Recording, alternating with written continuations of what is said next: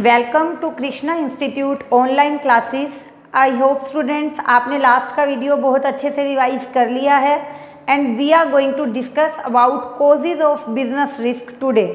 Okay, तो business risk के बारे में जैसे कि मैंने लास्ट वीडियो में आपको बताया था कि क्या होता है बिजनेस रिस्क, जो अनसर्टेनिटी की वजह से अराइज होता है। बट वहाँ पे रिस्क बहुत तरह के हो सकते हैं। एक बिजनेसमैन जो है वो एम्प्लॉयज़ को अपॉइंट करता है, अपने एम्प्लॉयज़ के साथ डील करता है, ठीक है, कस्टमर्स को उधार माल बेचता है, तो वहाँ पे भी एक अनसर्टेनिटी होती है कि हमारा जो पैसा है वो हमें रिकवर होगा या नहीं होगा।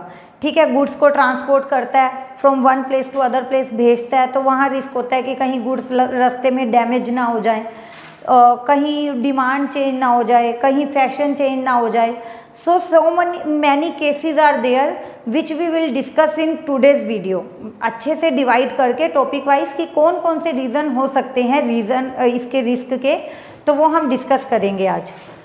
देखो स्टूडेंट्स, यहाँ एक मैंने चार्ट बना के रखा हुआ है कि रिस्क जो है वो क्या कोजेज हो सकते हैं। नेचुरल कोजेज हो सकते हैं, ठीक है, जो beyond the power of man, मतलब हमारी पहुंच से बाहर है, जो जिस पे हम कोई कंट्रोल नहीं कर सकते, ऐसे रिस्क आते हैं नेचुरल रिस्क में। नेचुरल कोजेज हैं वो।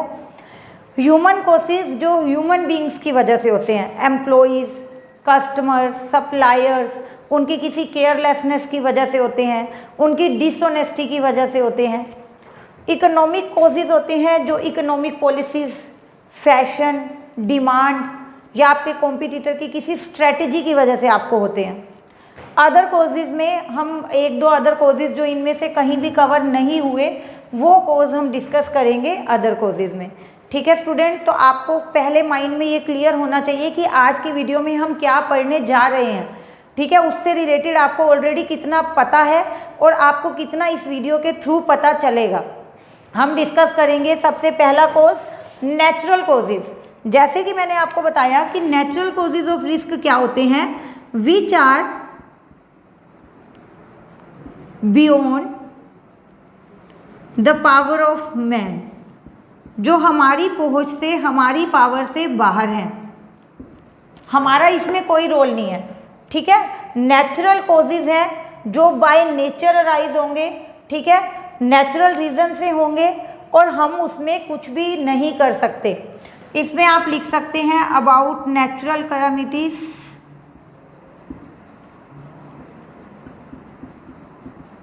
Okay students, for example flood,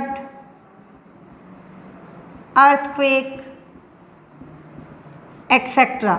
अगर ये सब होता है तो ऑब्वियस सी बात है कि कुछ ना कुछ नुकसान होगा। नुकसान एक्चुअली वहाँ सबको ही होगा। अगर फ्लड आती है, अर्थक्वेक आता है, ड्रॉट होता है, तो वहाँ लॉसेस सबके होते हैं, ठीक है, नुकसान सबका होता है। बट हम इस वीडियो में अपने बिजनेस रिस्क की बात कर रहे हैं, तो फ्लड, ड्रॉट, अर्थक्वेक, इन सब रीजन से बिजनेस में भी रिस्क अराइज होगा। ठीक है, बिजनेसमैन का भी नुकसान होगा। तो नेचुरल कॉजेज बिल्कुल ईजी है, आपको जस्ट यहाँ पे अपने एग्जाम्पल्स लिखने हैं। Now we are going to discuss second cause, human cause, जो ह्यूमन बींग्स की वजह से होंगे। नेम से ही क्लियर है ना, ह्यूमन कोजेज मतलब जहाँ पे हमारा रोल प्ले हो रहा है। अगर हम थोड़े से केयरफुल रहें तो हम इस रिस्क को अवॉइड कर सकते हैं। ये अराइज होते हैं due to carelessness of human beings. Human beings की केयरलेसनेस की वजह से, जब वो केयरफुल रहकर काम नहीं कर रहे, लापरवाही कर रहे हैं, ठीक है, रिसोर्सेज की वेस्टेज कर रहे हैं, कॉस्ट को अननेसेसरली बढ़ा रहे हैं, तो उस वजह से जो रिस्क अराइज होगा स्टूडेंट्स वो है आपका ह्यूमन रिस्क। जैसे मैं यहाँ पे लिखूँ आपके examples, dishonesty of employees, dishonesty of employees, इसमें आप एग्जाम्पल दे सकते हो लाइक कि वो सामान चोरी करके ले जाते हैं। कंपनी में छोटे छोटे टूल्स हैं या रेडीमेड जो प्रोडक्ट्स बन के तैयार हुए हैं उनको वो चुरा कर ले जाते हैं। ठीक है, तो dishonesty by employees like stealing, चोरी कर रहे हैं वो कंपनी में से सामान की, तो ये एक रिस्क है, आपको लॉस तो होगा ना इसकी वजह से। उसके बाद आप एक ले सकते हो एम्प्लॉइज के बाद आप ले सकते हो कस्टमर्स की dishonesty, dishonesty of customers, payment देने में वो अवॉइड कर रहे हैं, पेमेंट देने को क्या कर रहे हैं, अवॉइड कर रहे हैं। आपने उनको पहले तो ट्रस्ट बेसिस पे सामान बेच दिया, बाद में वो क्या बोल रहे हैं कि नहीं हम ये पेमेंट नहीं दे सकते, या फिर वो इंसॉल्वेंट डिक्लेयर कर दिए गए हैं, तो यहाँ पे नुकसान तो आपका ही है। ठीक है, तो डिसऑनेस्टी बाय कस्टमर्स, वो या फिर आप लिखो यहाँ पे एग्जांपल में कि delay in making payment, payment नहीं दे रहे, वो अवॉइड कर रहे हैं, एक्सक्यूजेस दे रहे हैं पेमेंट के टाइम पर। ठीक है स्टूडेंट्स, तो these are human causes. Employees human beings हो गए, कस्टमर्स ह्यूमन बींग्स हो गए। तो ठीक है, यहाँ पर हमने एग्जांपल लिख लिए कि किसी भी तरह की वो लापरवाही कर रहे हैं। एम्प्लॉयज़ ने क्या किया, लाइक प्रोडक्ट पड़ा है, ठीक है, वो केयरलेस है, वहाँ पर कोई सिगरेट पी रहा है और उसने ऐसे ही फेंक दी, तो सामान में आग नहीं लग जाएगी। ठीक है, या कोई स्विच है बंद करना भूल गए वो, तो उस वजह से कोई शॉर्ट सर्किट हो गया फैक्ट्री में। तो कई तरह के रिस्क हो सकते हैं और इन रिस्क को हम अवॉइड कर सकते हैं क्योंकि ये हमारी वजह से हो रहे हैं। हम केयरफुल रहें कि सभी स्विच बंद हैं या नहीं, मशीनरी को कैसे चलाना है, रिसोर्सेज को कैसे यूज़ करना है। सेल्समैन को पता होना चाहिए कि मुझे किसे क्रेडिट पे सामान देना है और किसे क्रेडिट पे सामान नहीं देना। तो अगर हम इस तरह से थोड़ा सा केयरफुल रहें तो ह्यूमन कॉजेज़ को अवॉइड कर सकते हैं क्योंकि ये हम पे ही डिपेंड है। देखो नेचुरल कॉजेज़ में हमारा कोई रोल नहीं था, तो वहाँ पे तो ठीक है भी हम इस रिस्क को अवॉइड नहीं कर सकते, बट ह्यूमन कॉजेज़ तो हमारी लापरवाही की वजह से हो रहे हैं। वहाँ पे अगर हम थोड़ा केयरफुल हो जाएं तो इस तरह के रिस्क से बचना आसान हो सकता है। ठीक है, उसके बाद हम बात करते हैं इकोनॉमिक कॉजेज़ की। यहाँ मैंने पहले भी बोला था, लाइक चेंज इन डिमांड,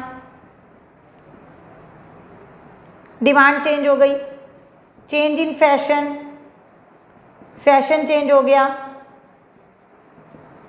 ठीक है, कॉम्पिटिटर की स्ट्रेटजी स्ट्रोंग है आपसे,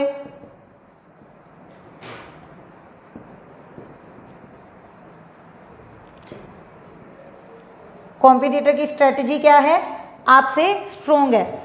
आप जो फैसिलिटीज़ आपके कस्टमर्स को दे रहे थे, आपके कॉम्पिटिटर ने उससे भी ज़्यादा अच्छी फैसिलिटीज़ देनी स्टार्ट कर दी है, या वो इम्प्रूव टेक्नोलॉजी का यूज़ करने लग गए हैं, या उन्होंने अच्छी क्वालिटी का प्रोडक्ट आपके कस्टमर को देना शुरू कर दिया है। तो इन रीज़न से क्या होगा कि जो कस्टमर है वो अपनी डिमांड को स्विच ओवर कर देगा टू द कॉम्पिटिटर्स प्रोडक्ट, और वहाँ आपके प्रोडक्ट की डिमांड पे ज़रूर कोई ना कोई नेगेटिव इफेक्ट पड़ेगा। तो these are the economic causes कि आप जो प्रोडक्ट बना रहे थे लोगों ने अब उसकी डिमांड करनी बंद कर दी है, वो किसी नए प्रोडक्ट की ओर अट्रैक्ट हो गए हैं। तो देखो यहाँ पे भी आपको क्या है, थोड़ा केयरफुल रहना पड़ेगा। आपको अपने कॉम्पिटिटर की स्ट्रेटजी पे नज़र रखनी चाहिए, वो क्या कर रहा है उसके अकॉर्डिंग अपनी स्ट्रेटजी भी चेंज करो। अगर आपका कस्टमर आपके प्रोडक्ट से बोर हो गया तो आप भी कुछ नया इंट्रोड्यूस करो, नया प्रोडक्ट, या उसी प्रोडक्ट की कुछ फीचर्स चेंज कर दो, कलर चेंज कर दो, फ्रेग्रेंस चेंज कर दो, साइज चेंज कर दो, कुछ ना कुछ आपको नया इंट्रोड्यूस करना पड़ेगा अपने कस्टमर के जो है माइंड में बने रहने के लिए। ठीक है, and now today's last topic, other causes. Other causes में लाइक जो यहाँ नहीं आए, जैसे मैं बात करूँ मैनेजरियल की, मैनेजरियल एफिशिएंसी की अगर बात करूं मैं, तो अगर मैनेजरियल इनएफिशिएंसी है आपकी कंपनी में तो आपको एक तरह का रिस्क राइज होता है, क्योंकि मैनेजर क्या है, एफिशिएंट नहीं है कि वो टाइम पे राइट डिसीजन ले पाएँ या वो रिसोर्सिस को अच्छे से मैनेज कर पाएँ, अपने एम्प्लॉयज़ के टाइम टेबल को इवन मैनेज कर पाएँ। तो अगर मैनेजर ही इनएफिशिएंट होगा तो बाकी लोग कैसे काम करेंगे। ठीक है, मैनेजर ने ही तो उनको डायरेक्शन देनी है, मैनेजर ने ही तो उनको बताना है कि कब काम करना है, कैसे करना है, कितना करना है, बट मैनेजर खुद ही मतलब they even are not capable to take decision, वो डिसीजन ही नहीं ले पा रहे, तो कैसे वो एम्प्लॉयज़ से काम करवाएंगे। ठीक है, कोई टेक्नोलॉजिकल चेंजेस हो गए वो ले लो आप यहाँ पर,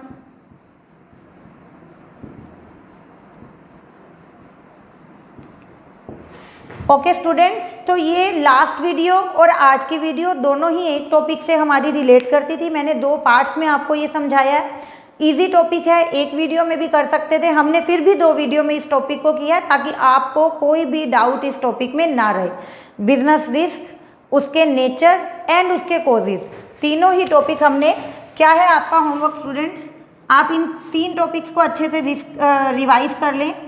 बिजनेस रिस्क, इसके फीचर्स एंड इसके कॉजेज, तो आपका ये टॉपिक बिल्कुल कंप्लीट हो जाता है। कॉजेज में हमने डिस्कस किया natural causes which are beyond the power of man, natural reasons आप लोगे इसके अंदर सारे। ह्यूमन कॉजेज, जो ह्यूमन बींग्स की केयरलेसनेस की वजह से अराइज हो रहा है, इसको अवॉइड किया जा सकता है थोड़ा सा केयरफुल रहकर। इकोनॉमिक कॉजेज, जो डिमांड या फैशन के चेंज होने की वजह से, या आपका कॉम्पिटिटर आपसे ज़्यादा स्ट्रोंग हो गया, अच्छी क्वालिटी लाया, अच्छी टेक्नोलॉजी का प्रोडक्ट लाया और अपने कस्टमर्स को आपसे ज़्यादा अच्छी फैसिलिटीज़ दे रहा है, ठीक है, तो यहाँ पे वो उसका स्ट्रॉन्ग पॉइंट हो जाएगा और आपका वीक हो जाएगा। अदर कॉजेज में मैनेजरियल इनएफिशिएंसी और टेक्निकल कॉजेज आप लिख सकते हैं स्टूडेंट, कि अगर मैनेजर ही इनएफिशिएंट होगा तो वो कैसे अपने कस्टमर से कैसे अपने एम्प्लॉयज़ को अच्छे से मैनेज करेगा। ठीक है student, now this topic is over.